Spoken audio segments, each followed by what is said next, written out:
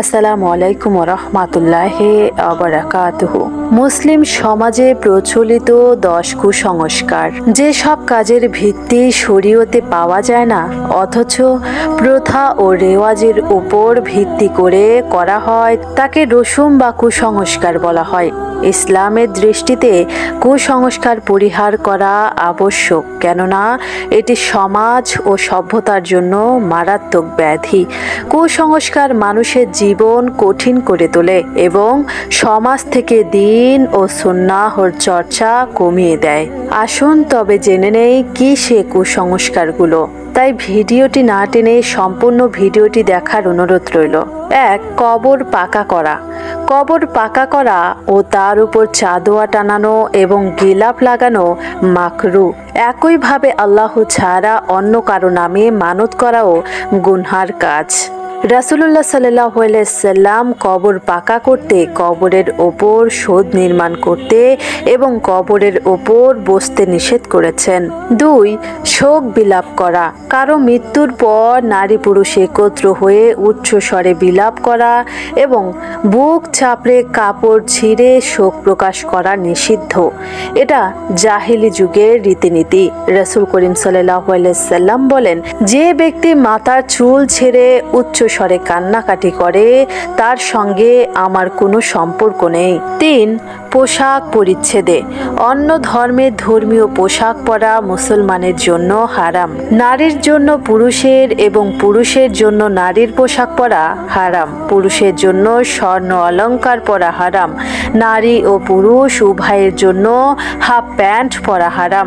ইচ্ছাকৃতভাবে টাকনুর নিচে কাপড় পরা পুরুষের জন্য হারাম। হাদিসে এসেছে, আমাদের প্রিয় নবী সাল্লাল্লাহু আলাইহি সাল্লাম পুরুষের পোশাক অনুকরণকারী নারী এবং নারীর পোশাক অনুকরণকারী পুরুষের প্রতি তিনি অভিশাপ করেছেন। 4. পরচুলা ব্যবহার। চুলের আধিক্য দেখতে পরচুলা লাগানো কুসংস্কার। নবী করিম সাল্লাল্লাহু আলাইহি সাল্লাম সেই সব নারীকে অভিশাপ করেছেন যারা পরচুলা লাগায় এবং অপরকে তা লাগিয়ে দেয়। সহিহ বুখারী হাদিস। 5. উল্কি আঁকানো। শরীরে উল্কি উৎকীর্ণ করা, ভ্রু উপড়ানো এবং সৌন্দর্য বৃদ্ধির জন্য দাঁতের মধ্যে ফাঁক করাও নিষিদ্ধ। আব্দুল্লাহ ইবনে মাসউদ রাদিয়াল্লাহু আনহু বলেন, সৌন্দর্যের জন্য উল্কি গ্রহণকারী নারী এবং ভ্রু উপড়ানো নারী এবং দাঁত চিকন করা ফাঁক সৃষ্টিকারী নারী যারা মহান আল্লাহ তাআলার সৃষ্টির মধ্যে পরিবর্তন করতে চেষ্টা করে, মহান আল্লাহ তাআলা তাদের উপর অভিশাপ বর্ষণ করেন। সহিহ বুখারী হাদিস। 6.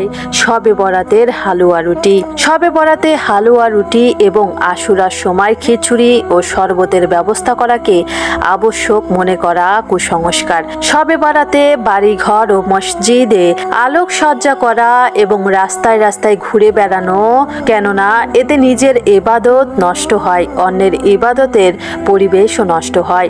7. ছবি টাঙানো।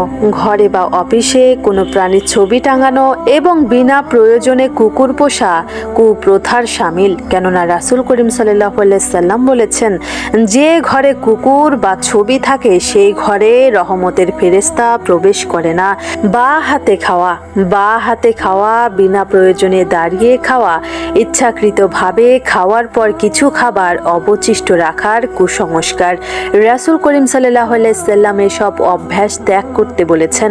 তিনি বলেন, তোমরা কেউ বা হাতে পানাহার করবে না, কেননা শয়তান বা হাতে পানাহার করে। মিশকাতুল মাসাবি পৃষ্ঠা 363। 9.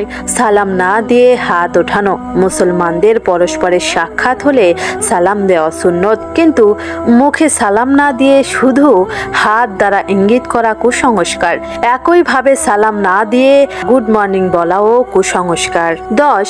খতনার অনুষ্ঠান করা। খতনার অনুষ্ঠান করা এবং তাতে মানুষ একত্র করা সুন্নতের পরিপন্থী। এক ব্যক্তি উসমান ইবনে আবুল আস রাদিয়াল্লাহু আনহুকে খতনার অনুষ্ঠানে অংশগ্রহণে আমন্ত্রণ জানালে তিনি সেখানে যেতে অস্বীকার করেন। মহান আল্লাহ তাআলা আমাদের সবাইকে কুসংস্কার পরিহার করার তৌফিক দান করুন। আমিন।